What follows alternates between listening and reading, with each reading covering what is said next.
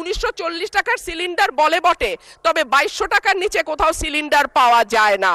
ঢাকা শহরে 1-2 ঘন্টা লোডশেডিং থাকে, কিন্তু গ্রামে সেটা 14 ঘন্টা পর্যন্ত গড়ায়। মন চাইলে গ্যাস আসে 1 ঘন্টার জন্য, তারপরে আবার রাত পর্যন্ত গ্যাসের কোনো খবর নাই। সমস্যা হলো সকাল 7টা থেকে দুপুর 2টা পর্যন্ত গ্যাসের কোনো চাপ থাকে না, চুলা মিটমিট করে জ্বলে। এরপর মন চাইলে গ্যাস আসে 1 ঘন্টার জন্য, তারপরে আবার রাত পর্যন্ত গ্যাসের কোনো খবর নাই।